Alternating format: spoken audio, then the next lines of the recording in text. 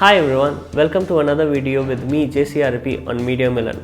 This is my Makita job site table saw that I bought almost 2 years ago. Well, I don't do job site work, but this is what I was able to afford almost that time, and it served me well till now.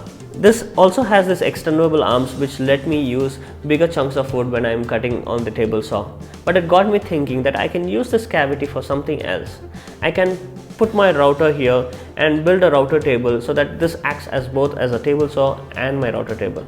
So here's the problem, but I want my router not to be fixed here permanently but to be removed whenever I want so that I can use it on my hand and route on bigger pieces. So stick around if you want to see how I solve these problems and what are the fixtures that I use to mount this to this table.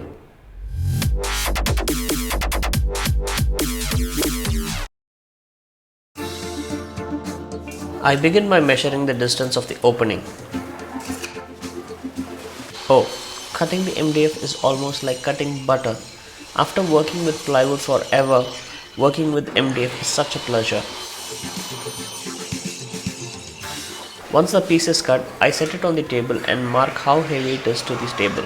So in my trim router, I set the dado bit and set the depth of the marking.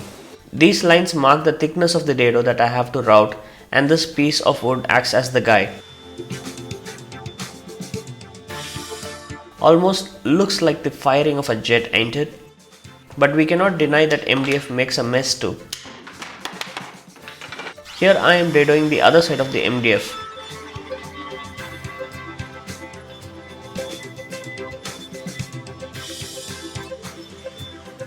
I cut another piece of MDF and this will hold the router.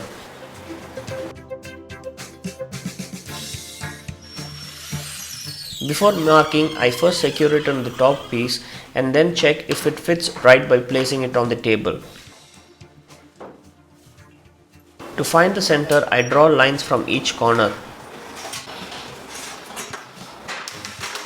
This gives me where I have to position my router. Then I can mark the area that I have to cut out. First, I will use a Forstner bit to create a hole that will go all the way through both the layers of the MDF. This will act as a hole through which the bit will come out from the first side or the upper side.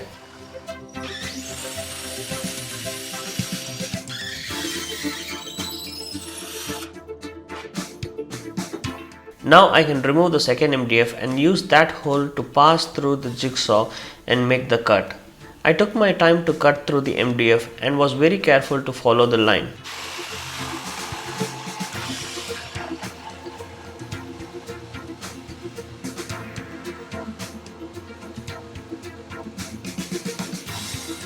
It's such a happy moment if things fit in the first try.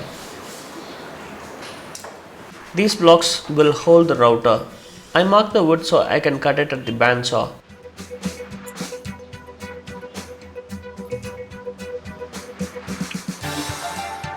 This was such a risky cut. I must have used a zero clearance board and then made the cut, cause the bandsaw was pulling the piece along with the blade. Now I can drill some holes and secure the piece with nut and bolt. There are two options of nut. One is a T-nut and other one I don't know the exact name of it, but it screws into the wood. But because MDF is such a softer wood, I used T-nut. By the way, the T-nut goes on the inside of the second MDF, so it is sandwiched between both the boards. This way it's more secure. And that's why I am countersinking the thickness of the T-nut by creating an indentation. A little hammering and the T-nut is fixed good. To make the bolt's head, I cut these leftover MDF, marked a rough center point. Then to fix the head, I first drilled a shallow hole, then an 8 mm hole for the bolt to go through.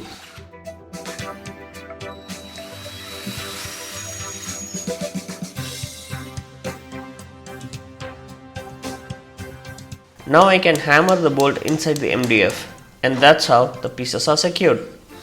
You can see the router moving as I tighten the holder.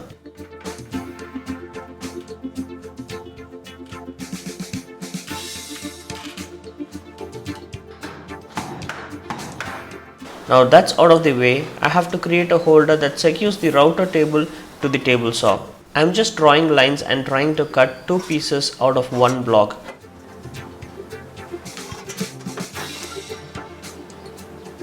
This piece of wood has enough material for both. I mark the holder in a zigzag fashion to achieve this.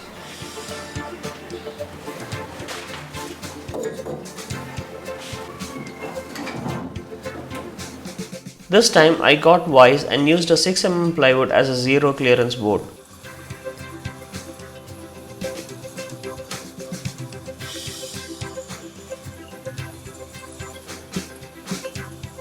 These are the two holders that I will be using. I pre-drill before attaching the holders. I am going to pretty much follow the same method that I used before.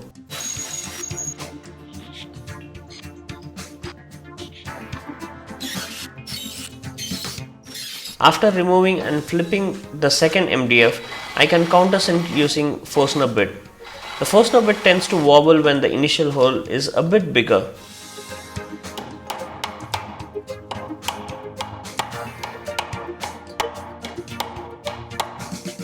So there are 4 T-nuts in total, 2 near the router and 2 on the edges.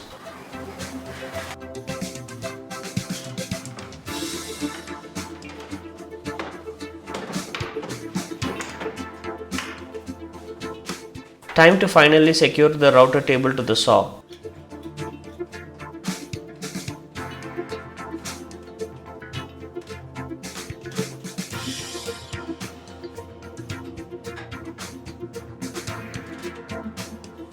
A little test cut wouldn't hurt, I suppose.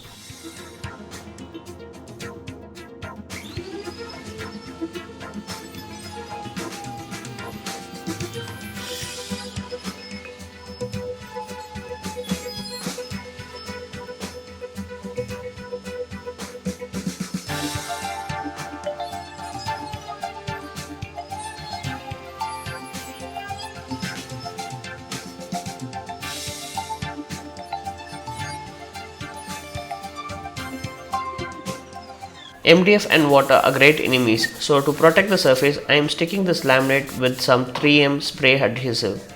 This bond is instant and there is no time for correction.